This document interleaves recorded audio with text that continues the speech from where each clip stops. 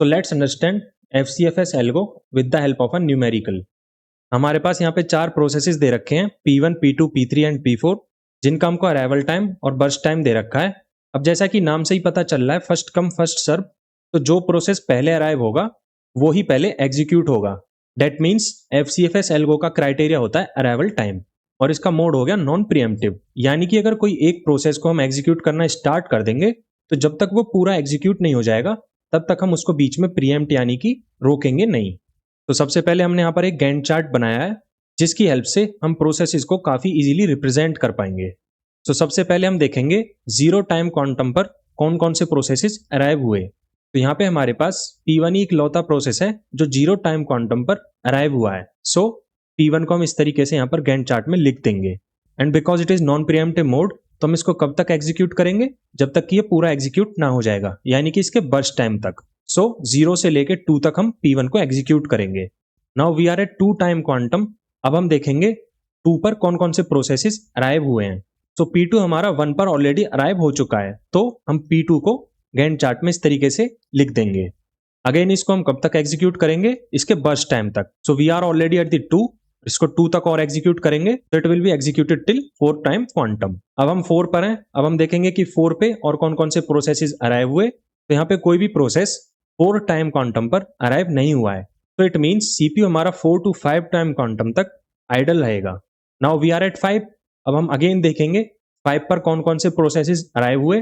तो P3 हमारा 5 पर अराइव हो चुका है, इसको हम इस तरीके से गैंट चार्ट में लिख देंगे, और 5 + 3 8, सो 8 तक ये पूरा एग्जीक्यूट हो जाएगा।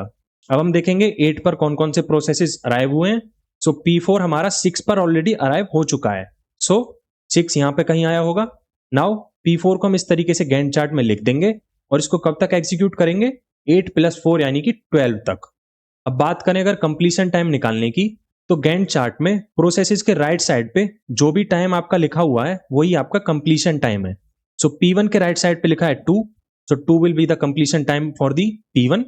P2 के राइट साइड पे है 4, सो 4 will be completion time for P2। Again P3 के राइट साइड में है 8, तो 8 will be completion time for P3। P4 का कंप्लीशन टाइम हो जाएगा 12। टर्न अराउंड टाइम हमारा डिफरेंस होता है कंप्लीशन टाइम और अराइवल टाइम के बीच का। तो P1 के केस में 2 - 0 which gives 2, so 2 will be the TAT for P1। P2 के केस में 4 - 1 which gives 3, so 3 will be the TAT for P2। Similarly P3 के केस में 8 - 5, 3 will be the TAT for P3। and P4 के case में 12 - 6, 6 will be the TAT for P4। बात करें अगर waiting time की, तो ये डिफरेंस होता है टर्न अराउंड टाइम और बर्स्ट टाइम का। तो P1 के केस में 2 - 2, 0 will be the waiting time for P1। P2 के केस में 3 - 2 which gives 1, so 1 will be the waiting time for P2।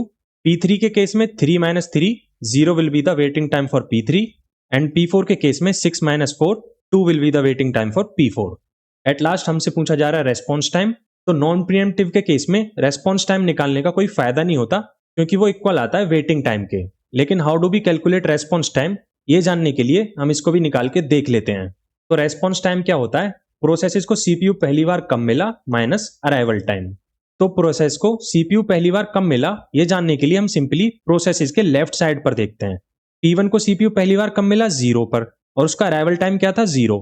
So 0 will be the response time for P1। Again P2 को CPU पहली बार कब मिला, 2 पर, और उसका अराइवल टाइम क्या था, 1।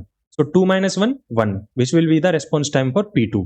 P3 को CPU पहली बार कब मिला, 5 पर, और उसका अराइवल टाइम क्या था, 5। सो 5 - 5 0।